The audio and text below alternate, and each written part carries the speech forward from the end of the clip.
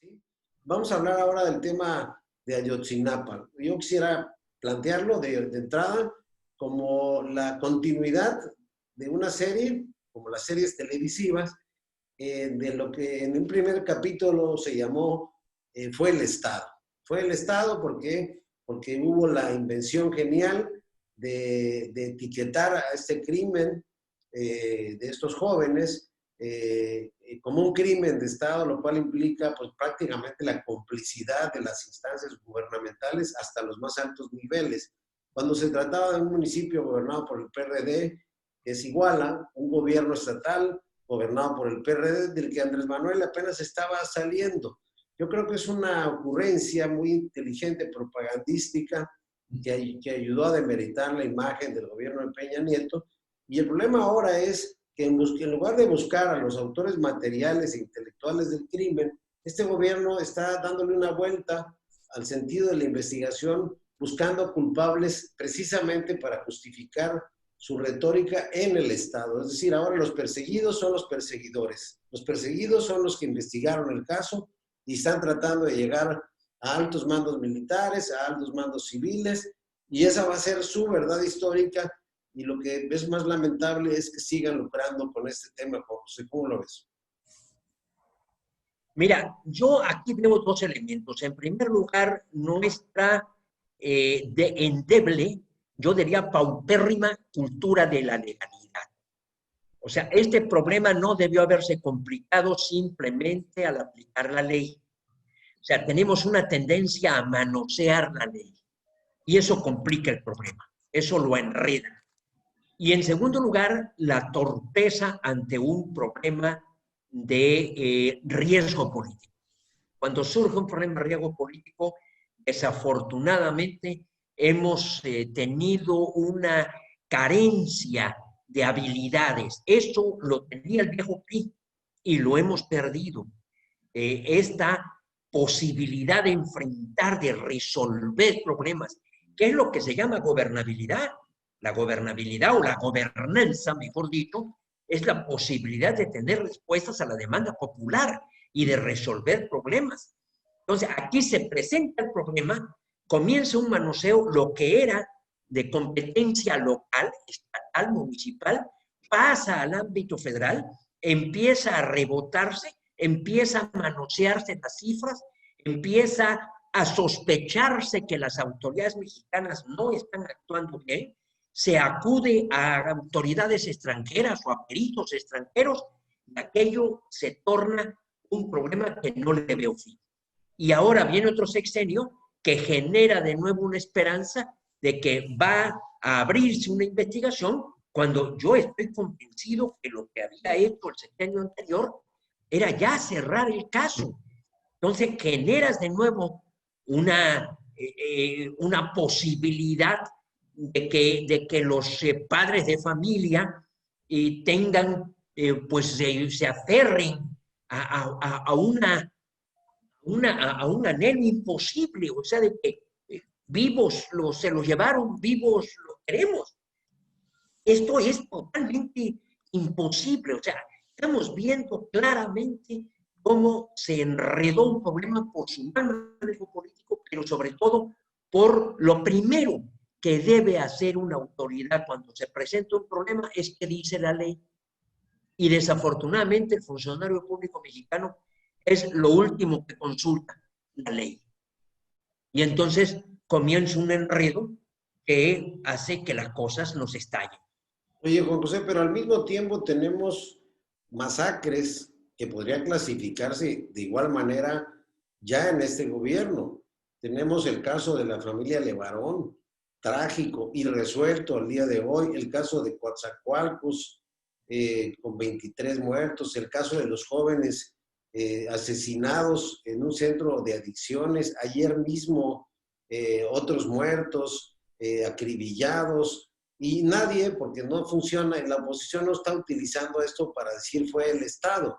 Pero si invirtiéramos los papeles, se trata de la misma trama que en el pasado se juzgó como crímenes de Estado. Lo que tenemos es, entonces, una criminalidad que en lo local no pueden combatir las autoridades locales, que finalmente terminan coludidas o sometidas por la delincuencia organizada. Entonces, el tema de Ayotzinapa es Guerreros Unidos, es en el mejor de los casos, una desafortunada encuentro con estos jóvenes, si no es que estaban hasta un punto involucrados, y el asunto es que los padres de familia se prestan a todo esto para que al final terminen dándole las gracias al presidente el día que metan a Tomás Herón a la cárcel. A mí me parece terriblemente fuera de lo legal y con un resultado contrariamente adverso a lo que yo esperaría como ciudadano, como conocedor del derecho. Nada más déjame, José Antonio, porque hay un caso que es igualmente grave, Tlahuelilpan. Sí, por ejemplo, ahí hubo 137 muertos y el ejército estaba a 100 metros. O sea, si tú mencionas los casos de falta de acción, en este caso es omisión. Claro. Porque ahí estaban. O sea, estaban viendo que se estaba cometiendo un delito. Lo observaron durante 5 horas. No llegó las otras autoridades y de repente estalla aquello y fallecen 137 gentes que salieron a ver que se estaba regando algo que les podía resolver un problema inmediato. Entonces, este es un caso verdaderamente grave.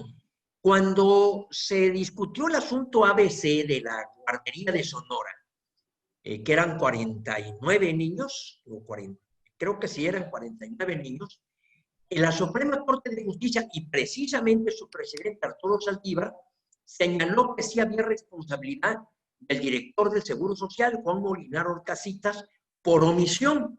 Es exactamente el mismo caso del ejército a 100 metros de donde estaba la toma clandestina, en donde estaba brotando la gasolina de un ducto que se había abierto. Entonces, a mí me parece es un caso más patético, digamos, de nuestro endeble Estado de Derecho. Además, José Antonio. Más evidente porque además recibieron la orden específica de no intervenir. Así es, recibieron la orden y no actuaron. Sí, Reforma documentó 45, 49 masacres, recuerdan, hace unos días. Sí. Y el presidente en su mañanera sonrió con sarcasmo al ver las cifras. Digo, fue no solo desafortunado, es algo indigno de un jefe de Estado el hacer esto, ¿no? Es burlarse de los muertos y de las familias que tanto sufren por ello. Ahora, no nos asombre, Juan José, ya sabes, esa política reiterada de abrazos, no balazos. Incluso ahí en el prólogo de su libro que le hace Enrique Galván, un viejo luchador, amigo de Andrés Manuel López Obrador, lo repite. Él habla de honestidad, justicia, amor. Consecuencia, pues, nada de represión, sino que abrazos va a ser una política sistemática del gobierno. Ahora, sin desestimar la legítima indignación, la muy válida esperanza que siempre hay en el ser humano, de los padres de familia, yo creo que, de que aparezcan sus niños, sus hijos, aunque en el fondo sepan que no es así, sus hijos muertos, como que difícilmente van a aparecer. Yo creo que todo esto es una cortina de humo de Andrés Manuel. Ante la falta de resultados que hay por la crisis sanitaria tan mal manejada por López-Gatell, por la crisis económica que vamos endemoniada a la cima con ese, por la escalada de violencia que hay en el país tan terrible, entonces él se está agarrando de todo para desviar la atención. Colapsó la verdad histórica, dice el subsecretario Encinas. Que no es cierto, que Peña Nieto torturó, encubrió, disfrazó, que ya actuaron en contra de los exmilitares, ya hay aprehendidos, hay órdenes de aprehensión también contra miembros de la Policía Federal, etcétera, etcétera. Entonces, está desviando la atención. Un hombre que sin duda, y ya está más que probado y comprobado, es hostil a la arquitectura institucional y al Estado de Derecho, que esa es la defensa en la que estamos nosotros empeñados. La vez anterior lo dijimos, pues, Y ahora lo repitió, pues ahí está el video, donde dice claramente, entre la ley y la justicia, prefiero la justicia. O sea, si una ley no es justa, pues simplemente no la apliques. Y lo otro, la ley al servicio del hombre y no el hombre al servicio de la ley. Ahí lo pintas perfectamente bien. Ahora, en cuanto a la ineficiencia de sus políticas públicas y con tanta improvisación que hay, tampoco nos espante. Ya lo dijimos, una frase lo devela. Medido en términos cuantitativos, 90% honestidad, 10% capacidad o experiencia. Ahí lo dice todo. Tienes a un agrónomo como director de Pemex, por ejemplo, sin la menor ejecutoria o antecedente en materia de política energética. Entonces, así está el país. ¿Qué nos queda? Canalizar el contento, organizarnos y la denuncia, por supuesto.